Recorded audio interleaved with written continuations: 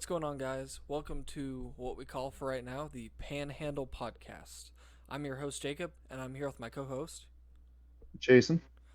And we are going to talk a little bit about ourselves.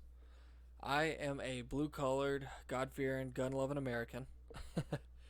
I got into guns when I was super young, all the way through right now. I, I guess you can call it an addiction. Please help.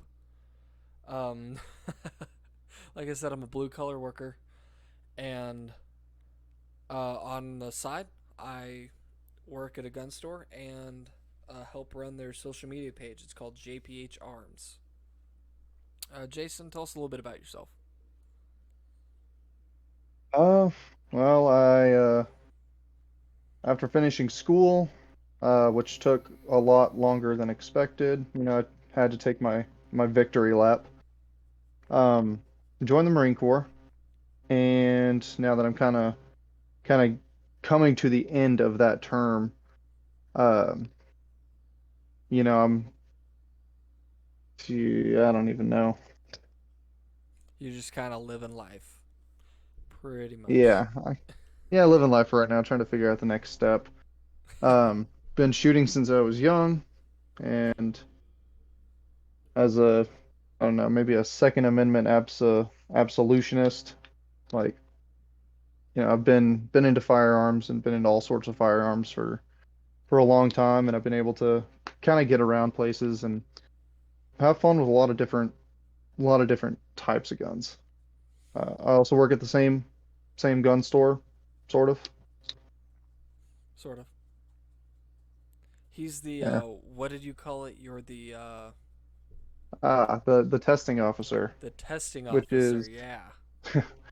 which is the fancy term for we're not sure if this is going to blow up, so let's put it in his hands. Yeah, pretty much. So Jason's the one that gets to shoot all the machine guns first and the custom made rifles that come out of the door. And yeah, that's pretty much it. Unlike Jason, I dropped out of college 2 months in and started doing cotton farming and did that for a while. Of course, built up quite a bit of money to throw into guns. So, jumping into that, we're going to talk about uh, what do we say? Some of our, I guess, builds designed for medium to long range. So, Yeah, I think we're gonna talk over like the short stuff. Maybe something a little bit more, uh, maybe practical. For I think most types of combat that you'd see, right, right. probably. So But I mean, both of our rifles are pretty much designed to do. We can go out to long distances, but we can also do. Um, I can't remember if your optic is a. I know it's a variable, but I can't remember if it goes down to one power to, I think 10, or is it a two or three uh, power? it's a it's a two, so it's a Okay. 2 to 10. I mean, that's pretty But close. You could still do uh, close yeah, distance stuff with that. yeah, you can definitely still see. Um, so I guess just kind of going into that, the way I have it, my 14.5 set up right now. It's a BCM upper Roscoe 14.5 bloodline barrel. I want to say that's their line. It's a 14.5 mid length. I've got a Griffin Armament SPR can on it. Get a 12 inch M-LOK handguard. Uh, Mod Light 18350 or 18650 rather body. Shearfire dual switch, and I'm running the Add-A-Ball head just because since this is running a variable power scope, I'd like the light to actually be able to get out to some really good distances.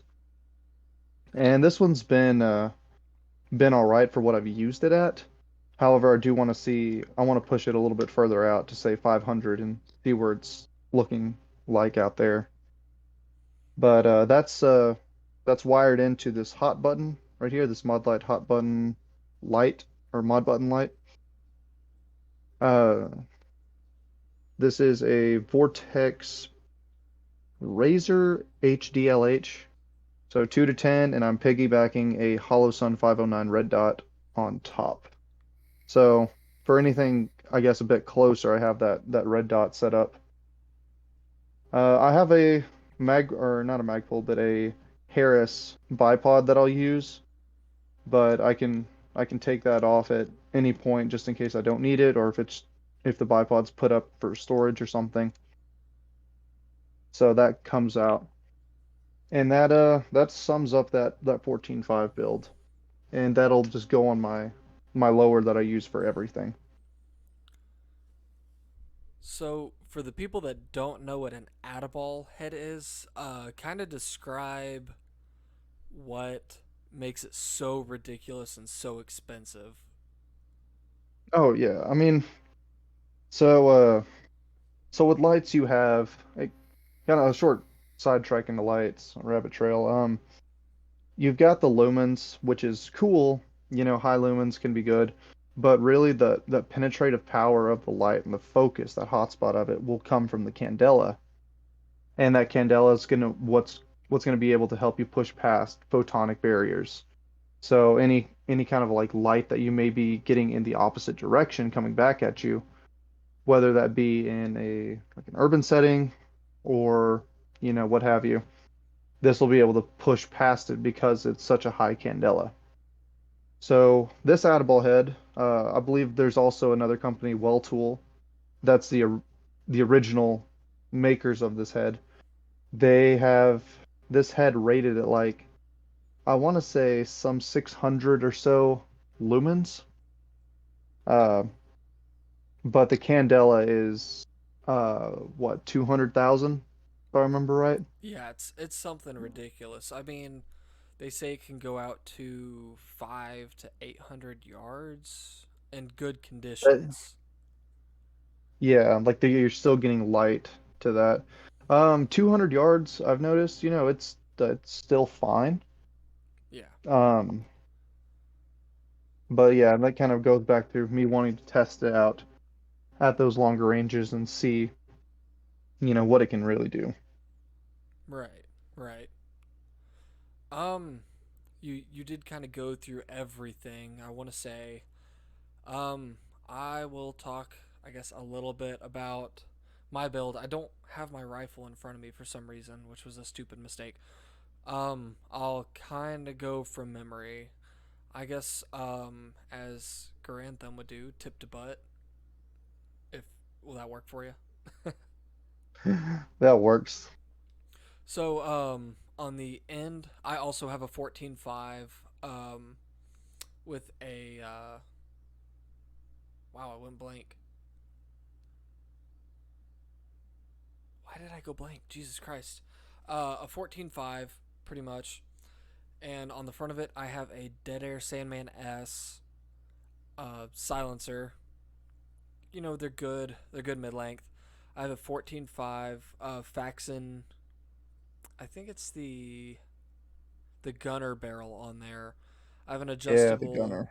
Yeah, the gunner. It's not the thin government thin line barrel, and it's not the heavy barrel. Um, I have an adjustable gas block. I can't remember the brand. I have a 14-inch Midwest Industries handguard on a BCM upper and a US Optics, um, LVPO, right? LVPO, and um, a Palmetto lower with a Fostech Echo 2 in it, and a B5 Systems, buttstock. And it's kind of set up. It's actually very similar to how Jason has. Mine's an 8 power and his is a 10 power, so it has a little bit more zoom than mine. Inside of the optics, a little bit different, of course, being different brands. His is a Vortex, and like I said, mine is a US Optics, but still performs about the same, as Jason's. And I have like Jason said, I didn't copy Jason. I promise I didn't. I have a Mod Light, PL PLH. No, no, no. I apologize. Apologize. It's an OKW, and the mod light button. Wow, that's hard to say 3 times. And yeah, that sums it up pretty good. Jason has me on lumens and candela though. I don't think you can beat that. Uh, Yeah, to be honest, like the the well tool at a ball head is crazy on its candela. Like the OKW is kind of my general purpose, and that's what I have on my 11.5. Um, like indoors, I just not something I would recommend. But once you're going out to some distance, it is extremely helpful. Whereas there's nothing wrong with the OKW, but once you're pushing it past, that 200, 300 yard mark, you're gonna start to see, a lot of difference. And I figure, there's purpose tools, so this one being a bit of a longer gun and made for a little bit more range, that the Candela was something necessary. right. Yeah, you definitely want more light reach, of course, for a distance rifle. I mean, of course, if you're shooting in the dark, but other than that, I don't think you need that power unless you still want to blind someone during the day. Yeah, I haven't tried this out during the day, but yeah, I will say, like I said, it's not something I would recommend for indoor use. No, It's not that it's like overwhelmingly powerful, but it's such a concentrated beam it that you're not really getting any spill. So whatever the light is hitting, yeah, that's going to be lit up, but everything around it, you're not really going to be able to focus too much on. So yeah, that's kind of where I go to the OKW in that situation. yeah. When you have to sign a waiver for your flashlight head, it's when it's pretty strong. Yeah, it's technically a laser by by some kind of standard. I Yeah, think it's like a 3B laser or something, but you know, it's a solid flashlight and it'll get me out there. yeah. So, we were talking earlier, kind of off recording. So you also have another upper that you use. Your lower is considered a registered SBR lower. Tell me a little bit about Yes. your other upper that you use on it. Right. So my other upper, um, this was, it wasn't the first one I built, but since I sold my 18-inch, this is the one I've had the longest, and I think it's the one I put more time into overall. So same setup nearly as the 14.5. I got a BCM upper. A The barrel on this one is actually a PSA because back when I built that, I mean this it was kind of like the budget build sort of. So sitting on this one right now is a Griffin Armament taper mount. So I went the minimalist taper flash hider. So that the my next can, which should be coming in soon, should be going on that. SLR rail, it's like the 11-inch with the full top length handguard M-lock. I've got the 18650 again with an OKW head, dual switch that's hooked into a mod button light. I have a vertical foregrip on this one because I just love the vertical foregrips. I found it super useful. EOTech XPS, no, EXPS 3-0. So quick detach, night vision capable. Um, I don't really care too much for the quick detach. The night vision capable will help when I can afford nods, but it's just the basic EOTech reticle donor to death. The bolt carrier I actually use in both of them as well because this bolt carrier gets shared. Um, Another Palmetto State Armory bolt carrier group that I've had for phew, 6 or 7 years. Forever. hmm Yep, Y- since the first build, really. Yeah, you need to Uh, change your gas rings in it too, by the way. I ended up doing that. Oh, you did? Oh, okay. yeah, I ended up doing this, so now it's a whole lot better. But lower on this one, like it was said, is SBR lower. So I had to pay that tax to the crown so I could get the 11.5 put on here with the stock and everything, which is utter garbage, but whatever, I guess. Um, CMC 3.5 pound trigger, bad lever, and a BCM Mod Zero pistol grip. That's about the only things I've changed, really. SLK, um, stock, and generally I'm running a 20 rounder in there just because if I have this in the car when I'm driving around, so it's not as I don't know, large as the 30 rounder, so it makes it a little bit easier to move around. And then a Magpul MS4 sling that I've once again had for forever. So that's been pretty solid. I've cut it up a little bit. I've tried it in different positions. So I've kind of gotten it to where I really like it. Preferred for close quarters or close distance shooting, I guess you could Yeah. say. Yeah, it's my home defense gun and it's set up how I like it. The you know, might add a peck in the future, but again, that's all night vision stuff and that comes with time. Yeah. But just working inside the house, I think it's good, and it's kind of like a good length for 5.56. Um, one thing I'm kind of curious about, like one thing I might change, is going even shorter and sticking with the 5.56 because this is like kind of purely a home defense build. Um, which so I could might sacrifice some length and effectiveness, um, or some effectiveness of the round some for less length. But I don't know. I don't think it matters too much. I can still clear the place with the M4 here, the Mm. 14.5 upper. Yeah. It just makes it a little bit easier. And you do have a Griffin armament silencer coming for that one as well. Uh, Yes. that the Yeah, so ATF refuses to give you right now for some reason. I mean some reason might be that I call them every week and call them, you know, Constitution stomping pigs, but Yeah. whatever. Yeah. It's probably not recommended, but No, that's. I mean, I've had my silencer in for months, and we sent in our tax stamps at the same time, and I just don't get it.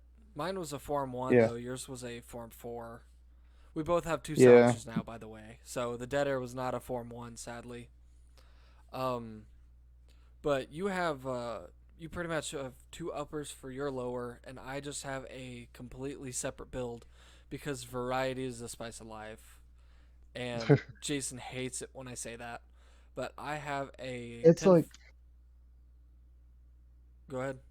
well, it's just like see, like, I get the variety of the spice life, and you get fun guns, and I don't. I'm not gonna harsh your mellow for that.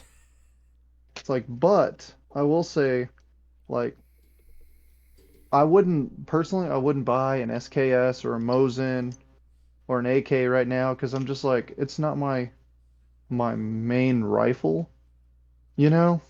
So Yeah. like, I'm gonna put money towards my main rifle, what I'm gonna be training with, or the pistol in that case as well. Yeah. You did just pick up a new pistol. Ah, yes. Yeah. So Yeah. that's like my my new baby, which is already showing signs of wear. Wear and tear. Jason and I also kind of bounce ideas off of each other. So we have very, very similar firearms and I guess you could say accessories and even some of the same product from the same company. The SLR handguard that he's running on that 11.5 he was just discussing, I'm running the same handguard on my 10.5 pistol build uh, that I'll start talking about. But like I was saying, um, I just have a completely separate build. It's a 10.5 AR pistol. I got a dead air flash hider on it for my Sandman S. I have a 10.5 Roscoe Bloodline barrel. A what is it? Is it a was it POF adjustable gas block? Yeah, I think you went with the POF. Yes, yeah, POF adjustable gas block, which is very nice for short barrels. An SLR 10-inch handguard, a BCM upper on a Palmetto lower, a I I just lost the bolt carrier group, but I have a, mil spec trigger in it. I'm running a mil spec brace on it. I guess you could call it the I lost it again. The Oh, the SBA 3, right? SBA3 brace on it, and a law folder, which I would highly recommend for small builds. That lower has also been on a 300 blackout 7.5-inch upper receiver that I sadly sold for the greater good. But I'm also running an EOTech EXPS3 on there. It's not night vision compatible, but it does also have the quick detach on it as well, and it's also super nice uh, for close quarters. It's a good home defense gun, and it's hey, y'all knock it off, dogs. And it's just super nice for carrying concealment wise, anything like that. And that was I guess you'd say one of the newest builds. I guess you wouldn't count putting an optic on your 14.5 a newest build. But still pretty nice. And all these firearms we're talking about also came out of JPH Arms. not not sponsored by JPH Arms, but we do pretty good. Yeah, I mean, uh, working with the gun store kind of gives us, a little bit, you know, we can kind of get some stuff that sometimes it's just like, hey, this, it doesn't show it's in stock, but it's in stock. Right, right. Yeah, we're still trying to organize the online store. But if you wanted to reach out to us on social media, it's JPH Arms, and I will have to look real quick and see how that's spelled on Instagram. Let me see But here. yeah, so we kind of talked about the uppers that we have, like the other rifle builds. Um, One thing I'm kind of, I guess, like maybe what would be some stuff that we change about it or add on To our to builds, our build? Yeah, which one? The I mean 14.5. either one. Either one. Um, One thing I would change, that this is just kind of a preference for if we do shoot at night. We do both have very good, very well made flashlights, but I've been looking at uh, night vision optics or thermal. Kind of impractical, yes, but um, for hunting or anything at night, I think that would be a plus. Of course, um, you can go very high in price with these optics. But I mean, also if you're going to spend the money, you could go with night vision and IR compatible stuff. Yeah. Well, I mean, there's something to be said for thermals too. Uh, some certain things you can actually camouflage yourself well under night vision. At least some materials, some patterns do better. Um, but thermals, that's a heat signature. While it's not giving you PID, it's um, you're at least going to be aware that something is there. Right. I guess unless you predator yourself and cover yourself in mud, maybe. I don't know if that works. Yeah. Just like in the old movies. Yeah. What are you waiting for? Do it. Do it now. Do it now. But you brought up camo and camouflage, and you recently gillied out your 14.5. Kind of give a little bit of Oh yeah, detail on that. yeah. So I went ahead and painted my like everything, short barrel, upper, the 14.5 upper, and my lower. Everything got a coat of green, and the green didn't come out like I liked it. So I said, whatever, it's not that big a deal. I sprayed on some tan, and I'm not sure if there's like a paint shortage or something, but there was no other shades of tan besides this particular one. So I haven't added any colors to it, and the tan has kind of worn through, so you see edges of green and such. Looks pretty Um, good. It really does look good. I'm trying to get my rifle painted as well. yeah, I mean it's definitely fun to do, but it's also, utilitarian, which I think is like one of my big things is I like something that can be fun, but in the end is utilitarian because I kind of want to put that above everything else. But Right. yeah, so I went through the painting process. Didn't take too much care beforehand to prep it, as I've done with some projects in the past. And I'll admit it came out looking worse, but it's a gun. I don't really care. The the the ghillie wrap that Jake was mentioning. So I have had a lot of burlap, and I was like, you know what? I'm kind of looking into this. I want to make this rifle a little bit more, uh, maybe professional isn't the word, maybe it is, but I'd like this thing to be camouflaged pretty well. So I got some burlap and I used my scissors, I cut out sections and threw that on the rifle and had it tied down. It also got spray painted as well, so there's like bits of green, like streaks of green, tan, and etc. It's kind of like already tan anyway. It's like a burlap sack, and it's all tied down with the strings that constantly come off of it. Like it's littering my floor right now. But I mean, honestly, it looks good. Um, the everything's masked minus the red dot on top and the can because I didn't think it would be a good idea to have the burlap stretch all the way over the can. And I can use other methods to kind of push my camouflage further out in that direction.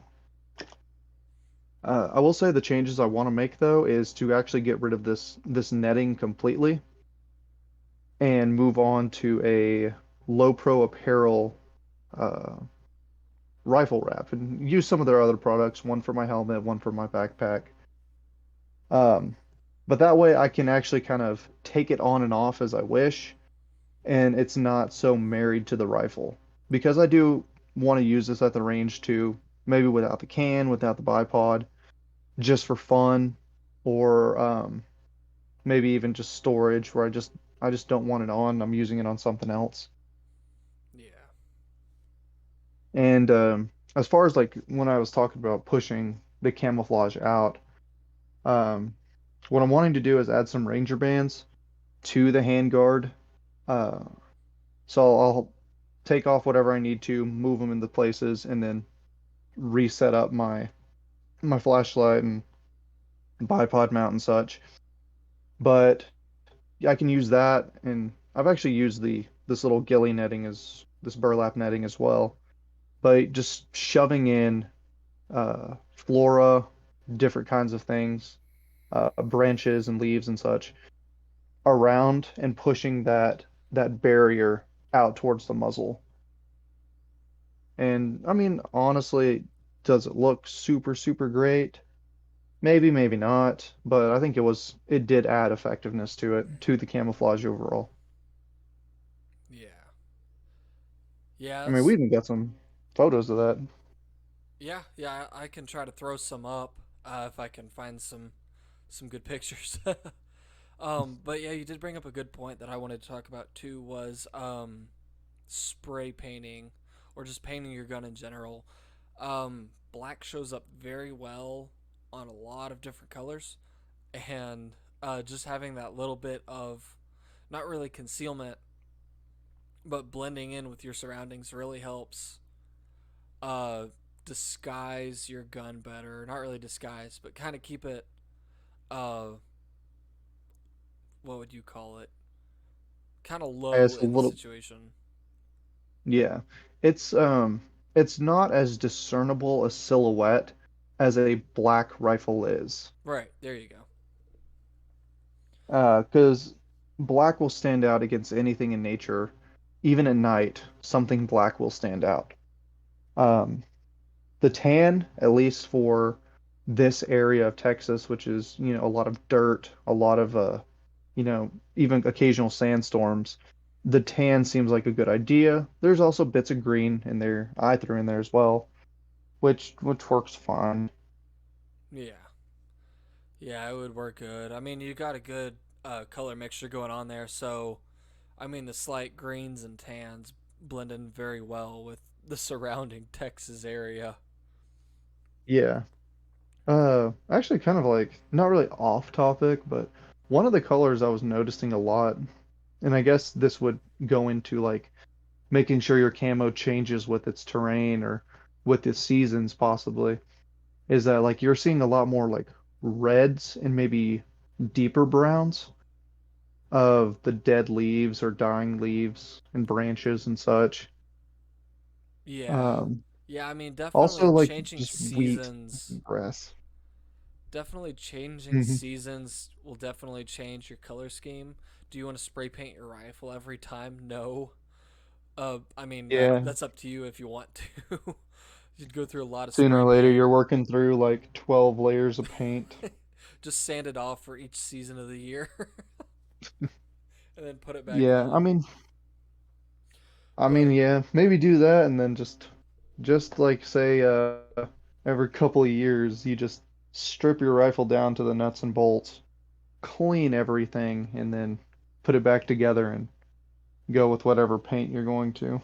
yeah, it's really tough to dedicate one color to a rifle that you go through season changes with, but it's difficult altogether.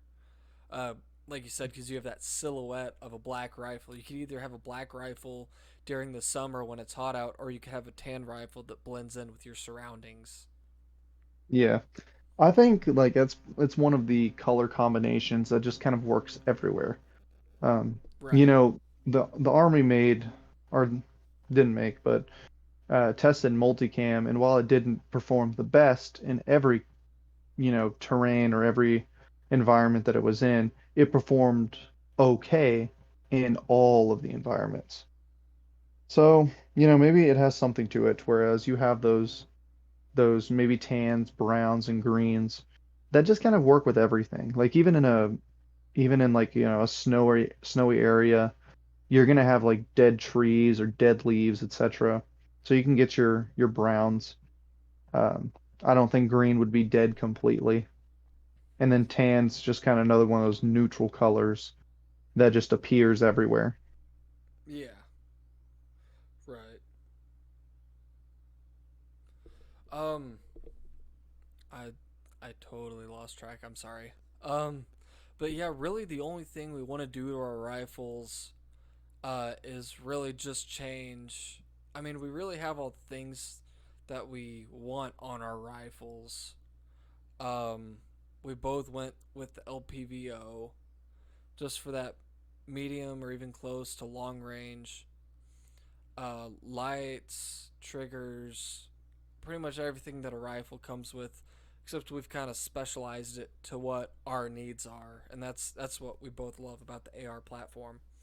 Um, but yeah, I mean it's a good platform. Oh yeah. Yeah, I mean everything's built with a purpose. Could you run and like an LPVO, like a 1 to 6 or something on this SBR and still be effective? Yeah, Yeah. but personally, I didn't. feel the need, as this was dedicated really to home defense, the any need for magnification at all. And then for the longer range rifle, I did, you know, see it as necessary to have that bit of magnification.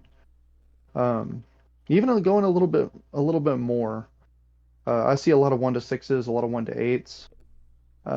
Not so many getting into the double digits. Like this one's a 10. I've seen a few out there.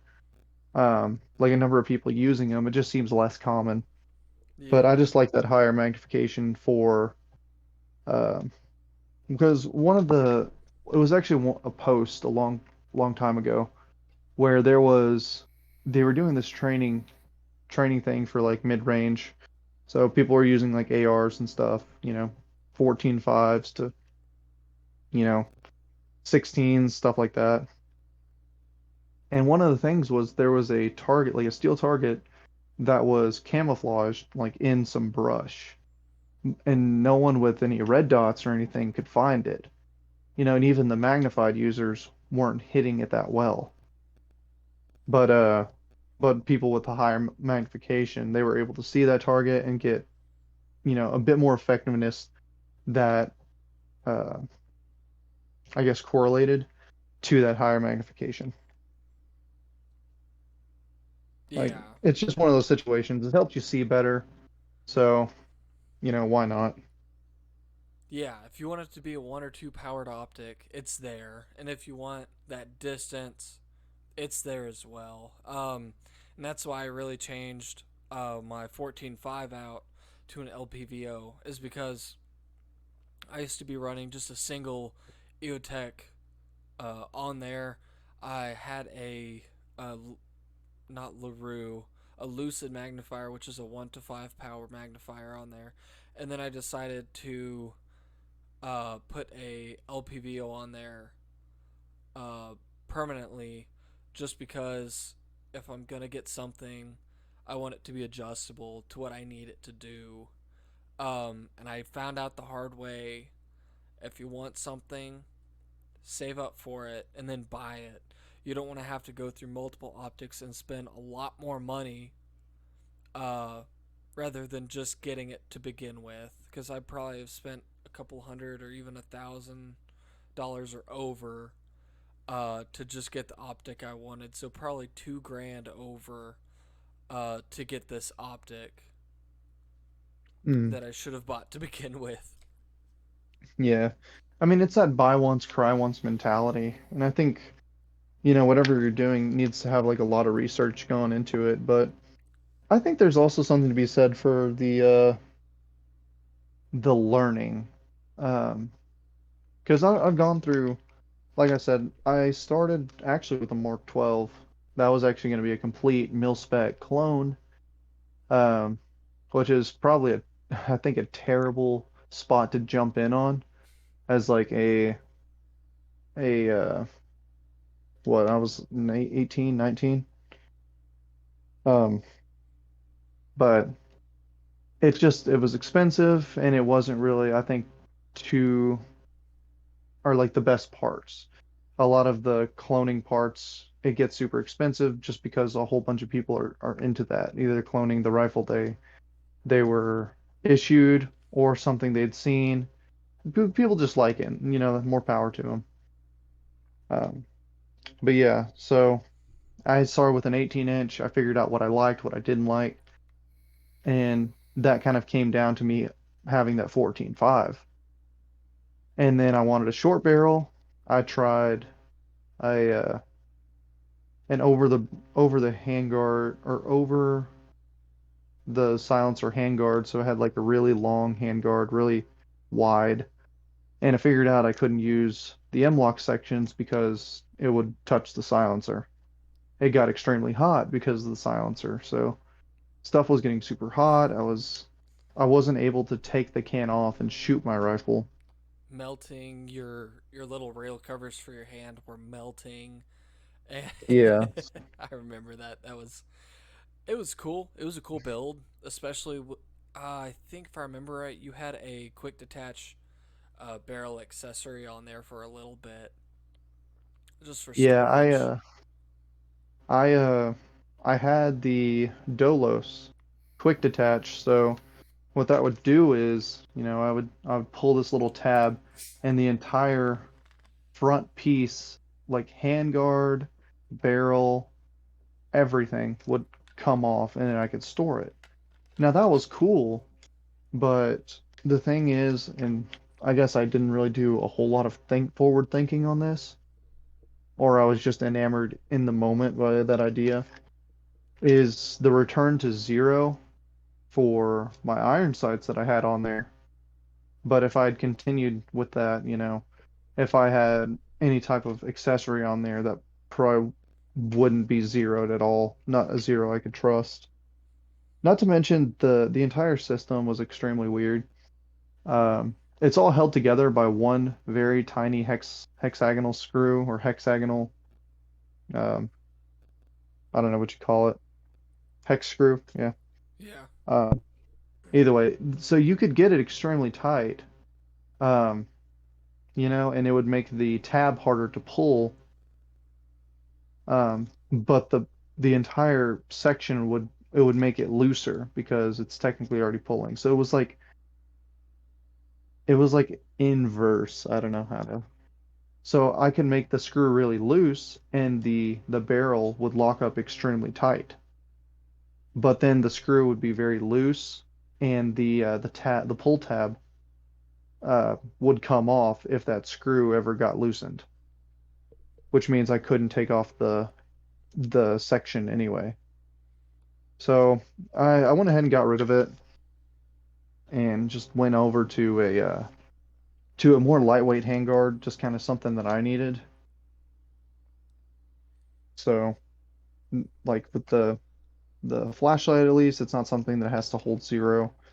And hopefully in the future a PEC, but time will tell with that, and we'll see if this holds zero. But I don't have any or too many issues or too many uh worries about the SLR rail doing well. Yeah, it's pretty sturdy. And uh back when you had that Dolo system, I mean, that was years back. That was still kind of a new idea, at least for the civilian market. Maybe there was something that no one knew about. But I mean, there's so many new quick detach products out there. It's very impressive what people are able to come out with. 300 blackout really wasn't a thing when you had that quick detach system, but now I've seen pictures and videos of people that are changing barrel lengths and putting 300 blackout barrels on their 5.56 uppers because 300 blackout is pretty much a cut down of 5.56 casing. So of course it'll take the same bolt carrier group, magazine, and a few other things. So all you'd really have to do is change out the barrel. Um, it's pretty cool. I mean, that's why they call the AR-15 the Barbie doll of guns. I hate to say that, but it's so customizable that's what Yeah, I makes mean, that platform good. Is if you want something, even if it's ridiculous, we won't get into that. But if you want a toilet paper holder, which I've seen sadly, or a bean can holder, you can put it on your rifle. don't you diss the Brandon Herrera bean holder or the Chick-fil-A sauce holder. Both are works of art. Oh yes, I But yeah. but yeah, I had that back in, I want to say, I think end of 2016 and some of 2017 before it was removed. Um, and yeah, I could have had the option to build another upper with another Dolo section so I could swap, I could have just real quickly swapped between 5.56, 300 blackout, and honestly anything that the AR platform would take. 300 blackout just being the obvious choice for concealability, also because the only thing that would need to be changed is the barrel. So, Yeah, and but I still think that's a pretty. It's still a pretty impressive round. Um, oh yeah, it's just expensive, especially right now. But the time that I had it, I mean, you could shoot subs all day without ears, and I mean you can shoot not really subs for 5.56, but suppressed 5.56, 308, 7.62 without ears,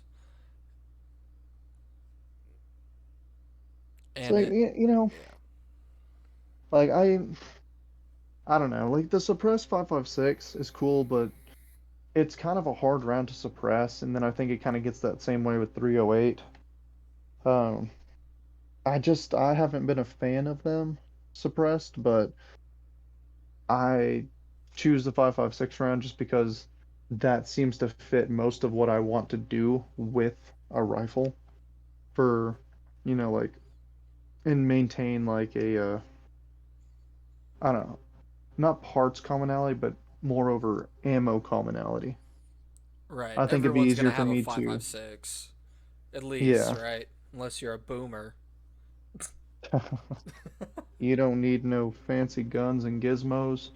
1911 won 2 world wars. Back to back World War champs.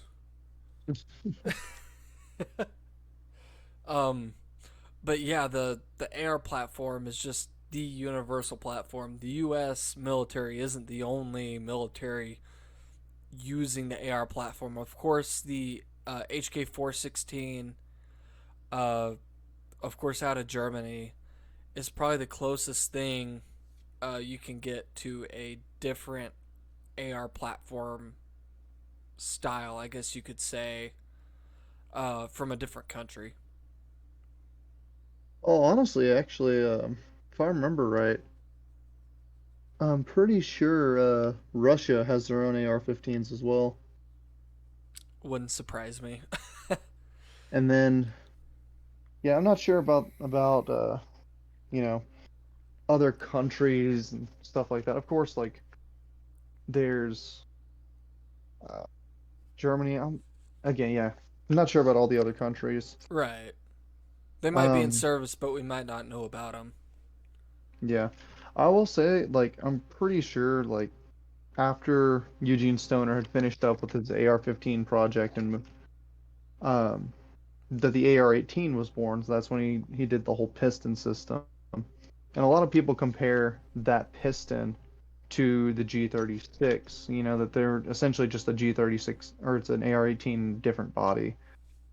And same thing with a 416. I honestly just never liked piston guns. I think it's just a solution looking for a problem, and maybe it's right for some people in certain uh, walks of life, but in my like just personally, I've never found it to be any better than just a standard DI. Right, right. Yeah, I would like to do a piston versus direct system test if we could ever get around to doing it. But the real thing I've heard and that you've talked about in the past is it decreases accuracy, probably not by much that you notice by eye, but probably once you started getting out to distances, it probably changed slightly. Um, heard that it makes your gun run cooler since you're not directing gas directly back into your bolt carrier group. Running cleaner, of course, and probably a few other things. But cost of a piston system, even aftermarket, I mean, you're looking at probably $150 to $300 compared to what $12 for a gas tube, and then of course your choice of gas block. Yeah.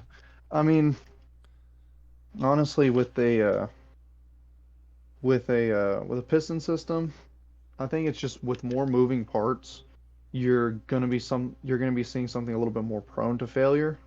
And again, this is just opinions and stuff. I'm just a voice over whatever media that you're consuming this through. But, you know, you can easily tune your rifle, like a DI rifle, with adjustable gas block or just a properly, and or a properly, what is that thing called? The, Tune gas block. well, the gas port, like a properly sized gas port, even that maybe through a reduced tube. I think it's like BRT. The reduced has like a tube that ports less gas, so that could be a another solution. There's bulk carrier groups as well that deal with that sort of thing.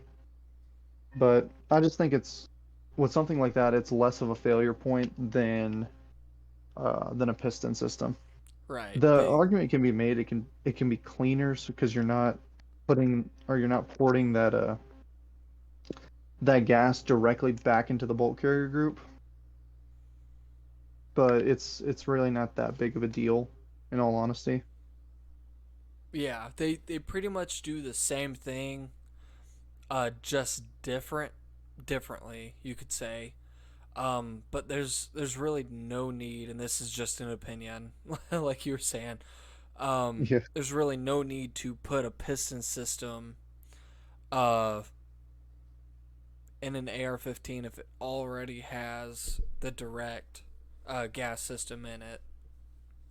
Um, I mean, if you want precise precision, I mean, go. You can spend thousands of dollars on whatever, right, to do precision. Bolt actions are good. I Yeah. mean, it. There's just so much out there now that if you want precision, you can get it. But using something that has a piston system in it, I mean, accuracy is kind of limiting at that point. Yeah, it kind of brings up like a video I'd seen somewhat recently. So there was, we kind of put a lot of stuff into, say, free-floated rails and just trying to make it to whereas we have less input on the rifle doing whatever it needs to do. Because if you're looking at like say the old style handguards where it's like on a ring and it's not free floated, every little bit of action that you're putting onto that rifle, onto that handguard, so any stress, um, like whether it's like you're shooting from a sling or you're pushing it up against a barricade, etc., or you're loading a bipod, you can actually change your point of impact from your point of aim, just because that tension's being put on the barrel and thus flexing the barrel. Um, that was a long roundabout way, but they had taken this video. I want to say it might have been from primary and secondary. Um, they had taken their rifle, DI gun, and they did moderately well with it with match grade ammunitions. It's what you would expect. And then they took the gas system off, so whatever. It turns it into like a gun you just have to manually cycle now. But the shot groups did tighten up. So I think that if if you're really looking for accuracy, then yeah, the bolt gun probably. But to a matter or to a level where it matters for realistic scenarios, I don't think you'd go wrong with piston, DI, or yeah, piston or DI. I wouldn't recommend a bolt gun for defense. Right, yeah. And I mean, like you said, it comes down to the situation you're in.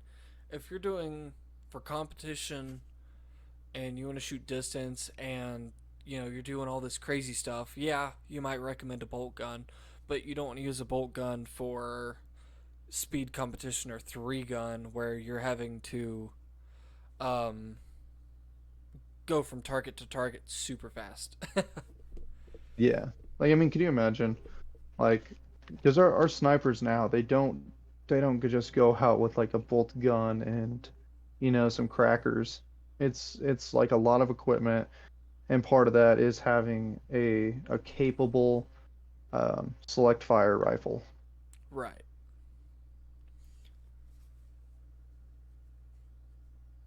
But yeah, that's. I mean, there's a different gun for every situation. Yeah, um, it's all mission dependent. yeah.